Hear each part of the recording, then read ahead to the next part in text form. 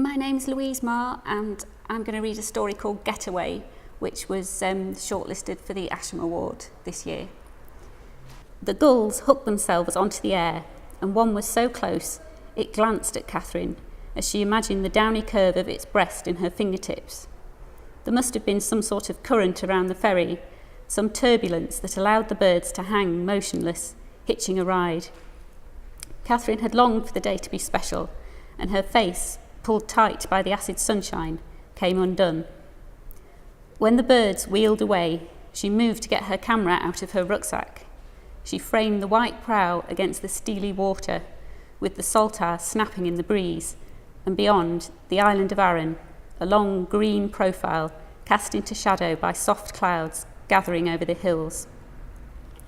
The paint on the rail was thick as curd, and the deck was rough, sand mixed into the green gloss. The chairs were moulded from orange plastic, fixed in rows, and Fraser was silent when she went back to sit beside him. "I'm not seasick," she said after a few minutes. It was a revelation. She had always been sick on the ferry to France. "You're no on the sea, you're on the Firth of Clyde," Fraser said, staring straight ahead. She looked at her new hiking boots, hanging useless, her legs too short to reach the deck. She had lain awake in the caravan, waiting to see if Fraser would get up when his alarm sounded.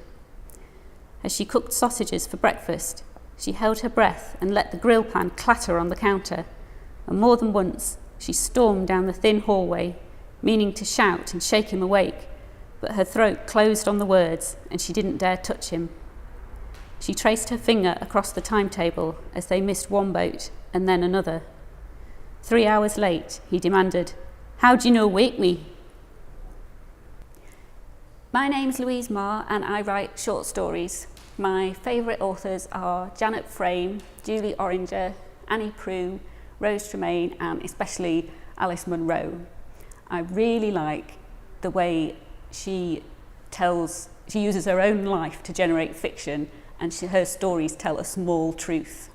I like the honesty of her characters, that they're honest about their own feelings, even if that means they behave badly, or they're honest about their duplicity, about the way they give in to other people's expectations or use sex as a bargaining chip. And I like the way she uses the past in her stories, that the past is always present and there's no escape from where you come from and the consequences of the things that you've done, and that her characters always have to reckon with the fact that just by living their lives the way they feel they should, they too have done harm.